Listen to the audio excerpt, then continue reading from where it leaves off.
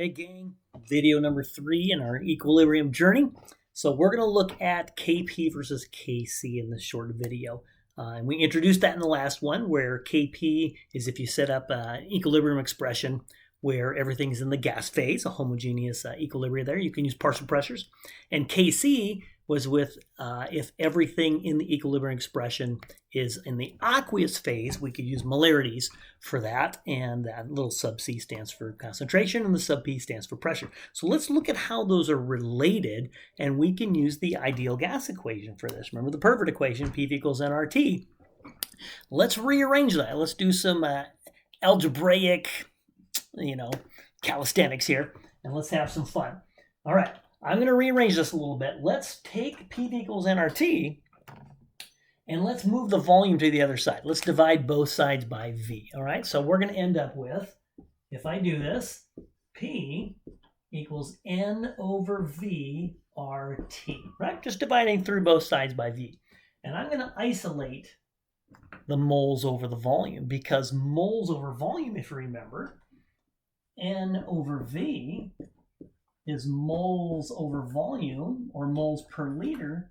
That's molarity, right on. So we can use the ideal gas equation to associate the pressure of something to its concentration and molarity. So we can substitute that in, right? So I can just substitute molarity in for moles over liters there. So I can rewrite this as molarity times R, which is the universal gas constant, times the temperature, which needs to be in Kelvin, by the way, because in the universal gas constant, the temperature is in Kelvin now. What we can do is relate this now, and it's going to depend on the balance equation as well. So let's do this. Kp, the equilibrium expression, the equilibrium constant, if everything's in the gas phase, right, will be equal to K, so that'll be Kp. This will be Kc, right? Everything in the aqueous phase, times RT, universal gas constant, which I'll write down in a second there, times the temperature in Kelvin.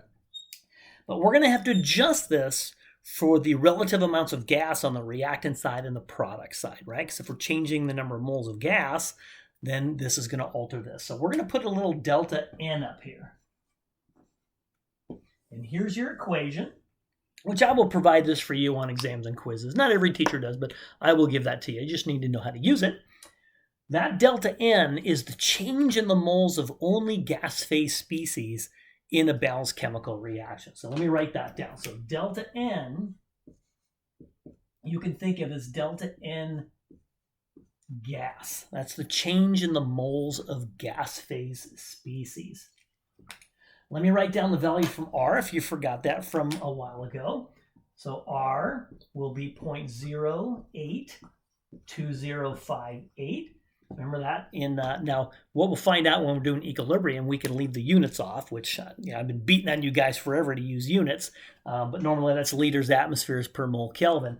We can actually leave the units off when we're doing equilibrium reactions. So this would be liters atmospheres per mole Kelvin. And since that's Kelvin there, that's why this temperature has to be in Kelvin. So here's your equation. So let's do a specific example of this. I'll give you a specific chemical equation because we need to know what delta N is for that, the change in moles of gas going from reactant to product side. And as long as we know that, this is a constant. If we know the temperature and we know either Kp, if we know Kp, we can calculate Kc from that. If we know Kc, we can calculate Kp from that. So let's do a specific problem with this equation right here relating Kp to Kc. All right, so let me erase this board real quick. After doing our little algebra, so keep that equation in mind, and let me set up a chemical reaction for you, a reversible one, and then what we can do is apply a problem to that. So let's say we've got a reaction between 3 reactants and 1 product. So let's say we've got some nitrogen gas, and we'll react that with some oxygen gas and some chlorine gas. Remember, these are all diatomic gases in their standard states. Let's get a reversible reaction going here, and we're going to get some NOCl. Right? So now from this, we can calculate delta N gas. Now I'm going to provide you either Kc or Kp and the temperature, and you can solve for the other one. All right? So we can take a look here. Let's say I'll give you the value of Kp. And it doesn't really matter what the value is. So let's say it's 7.4. Let's do some weird exponent here, 10 to the minus 24. So let's say Kp is 7.4 times 10 to the minus 24. And what's weird about equilibrium constants? They don't have units. Very weird. Let's say this is, close to room temperature. Let's say that's 298 Kelvin. All right? So let's say Kp is 7.4 times 10 minus 24 at 298 Kelvin. What would Kc be at the same temperature? Right? Simple applied problem. So the first thing we want to do in this scenario is figure out what delta N is for this. All right, let's take a look at it. So delta N, which is for the gas phase species there. So sometimes you'll see people put the subgas, sometimes they don't. That will be the final state. And whenever you see that delta, it's the final minus initial, right? So this will be the total moles of gas products minus the total moles of gas reactants. So the final state, which is the products, minus the initial state, which is the reactant. So this should be pretty easy to do, right?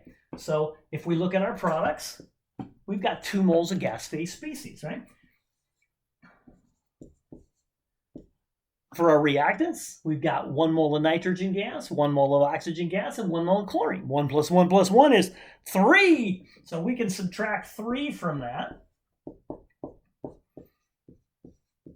And so delta N in this case, and we'll end up not using units when we do this, will be a -1. So now we can set up our equation and solve for this quite readily, all right? Because we know T, we know delta N, we know Kp, we can easily solve for Kc. So let's write our equation down, which I would provide for you on exams, all right? So remember what it is. Kp is Kc times RT to the delta N, all right? That's our equation. So let's rearrange this and isolate our Kc. So Kc will be Kp divided by RT to the delta N. So I just moved it over to the other side. No big deal, right? So let's plug our values in. So Kp is up here. So that's our 7.4 times 10 to the minus 24. Let's stick that in the numerator. R 0.082058. And we're going to leave the units off when we're doing equilibrium problems. Temperature is 298. And this whole thing in the denominator will be raised to the -1 power because our delta N gas, we're losing 1 mole of gas going from reactants to product, right? So if we punch that out, we got 2 sig figs. Pretty easy to do, right? Pop that on your calculator, and we're going to get 1.809 times 10 to the minus 22. And again, no units on the K values. This has 2 significant figures here, right? That is 3, that is a lot more. So we're going to be limited, because we're doing all multiplication division, limited to 2 sig figs. So different places track significant figures different ways. Some don't track them at all. The way we do it in my class, we're going to use that vertical dash line to separate the 2 significant figures here versus non-significant figures on the right. I like to carry 2. Whoop-de-doo, you can carry more than that. 1 doesn't really matter. It's teacher preference. I just like to go 2. And since this is closer to 1.8 than to 1.9, we're not going to round that up. I like to use a little arrow for the rounding process, so that stays as 1.8 times 10 to the minus 22. Very, very simple mathematics, converting Kc to Kp, going either way, as long as you know the temperature, and as long as you know the balanced chemical equation and what are your gas phase species, just subtract those. Remember, only use gas phase species. You're not going to include anything that's solid, liquid, or aqueous in there. Pretty easy to do. All right, next video we'll do specific types of K problems. All right.